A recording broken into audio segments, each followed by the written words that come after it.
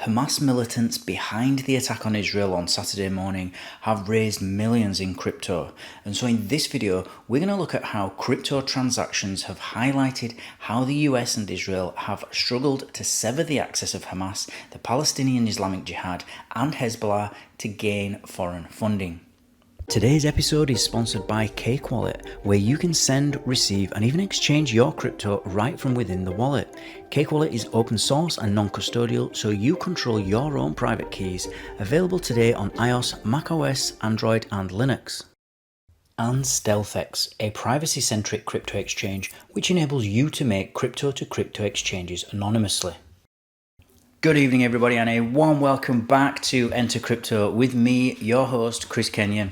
And this is the channel where every single day I keep you informed and fully up to date on all things happening in the cryptoverse. If that sounds like something you'd be interested in, then like, subscribe, and click on that notifications bell so that you don't miss out on any future updates. Now, today we're going to be talking about a very sensitive topic. This is the Palestinian-Israeli conflict. Now, I'm not here to talk about the actual conflict itself or who's right, who's wrong. Everybody's got an opinion on this.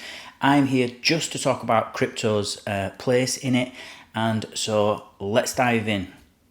Now, it turns out that Hamas seem to have been able to fund this whole attack. Well, maybe not the whole attack, but certainly funded a large part of it in crypto. And it looks like they've been building this up over the last few months. So much so that the Israeli police have actually appealed to Binance and asked them to close around 190 Binance accounts that the Israeli police believe are linked to Hamas, and what basically Israel are calling, saying that they're alleged ties to what they're calling terrorist groups. So let's just quickly read through the article as always, guys, and then we'll comment after. So, Israeli police have frozen crypto accounts linked to Palestinian militant group Hamas. This is according to a local media outlet. Calculist reported on Tuesday, citing an official press statement. A multi-pronged attack on Israel by Hamas over the weekend has broken into all-out war, with the former's defense minister ordering a complete siege of the Palestinian enclave Gaza. The cyber arm of Israel's police Lahav 433 unit worked with the country's defense ministry, intelligence agencies, and crypto exchange Binance to target the accounts in question. This is according to the report, and it added that any funds seized are destined for the Israeli National Treasury.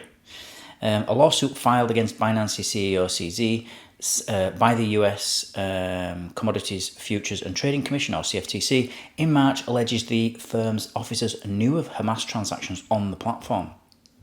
Israeli authorities had previously seized around 190 Binance accounts with alleged links to terrorist groups since 2021, and Binance worked with Israeli authorities before to take down a terrorism financing operation linked to Iran's Quds Force and Hezbollah, the firm said in June. Over the past few days, our team has been working in real time around the clock to support ongoing efforts to combat terror financing. We are committed to ensuring the safety and security, not just of the blockchain ecosystem, but also the global community. And through our proactive work, this is a spokesperson for Binance said in an email to CoinDesk. Now, it's important to know that when we're talking about shutting down crypto accounts, that we're actually talking about customer accounts on Binance or possibly on other exchanges. You cannot shut down somebody's Bitcoin account. It's not possible. So there is no government that can do that. Governments can only close down or shut down the on-ramps and off-ramps to buying crypto and selling crypto. And I've noticed a real narrative change in recent years that we don't really mention crypto and terrorist groups very much anymore. But I remember it was only 2 or 3 years ago when we had ISIS and Daesh, and crypto was mentioned a lot and how much it was funding these terrorist groups.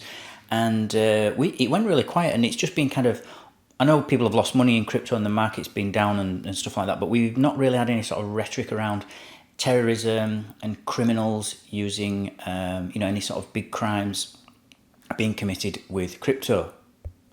And I'm hoping that this is not going to result in sort of crypto being blamed for financing terrorism, and we're going to see some new laws that are going to be pressured into having to accept new laws on how we use and transact crypto, because that wouldn't be right. We don't blame cash for what, say, drug dealers do, or what the mafia does, and when they extort cash out of local businesses in Naples. We don't blame cash. We blame the criminal, and that's what we should be doing with crypto, because crypto is just a tool. You can use it for good and you can use it for bad. Now, if we're talking numbers only, the US reckons that in 2022 that Hamas had around $500 million in assets. And in the same year, the UN said that they thought that 20% of all global terror funding was crypto. And I remember personally seeing the, I'm probably going to get this name wrong, but I think it was the Al-Qassam brigade, and they in about around 2018, 2019, I remember seeing them publicly soliciting donations in Bitcoin.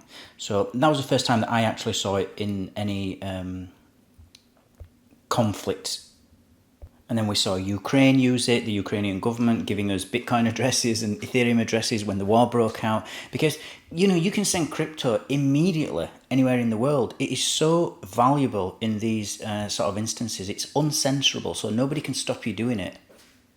And I've actually thought that one of the best use cases for crypto, crypto has loads of use cases, but just for currency alone, just for transferring value, if you had, say, a cyclone or, a tornado in Haiti or in somewhere, any sort of natural disaster, you can donate crypto immediately straight to the people. They can launch a website, so giving you a donation address, a Bitcoin address, and you can just send loads of Bitcoin there. Anybody can, from all over the world, instantly. We don't have to wait for the banks. We don't have to wait for any middlemen taking out their cut. So 100% of the donation that I want to give to charity, they're going to get. I've always thought that a great use case for crypto. But whichever side of the fence you sit, whether you're pro-Palestine or pro-Israel, we have to get used to crypto being just a tool. And just as Hamas have used it, the Israeli government will have used it as well. I'm not sure that they've asked donations in crypto, but I know that the Israeli government do hold some crypto. So a really, really interesting article. I hope things get better. Whether they will or not, I don't know. But in the real world over there, I don't think anyone has a solution at the moment. But hopefully, one will be found sooner rather than later. Thank you for watching. Thank you for listening. Don't forget to like and subscribe if you found some value from this video, and I'll see you all tomorrow. Take care.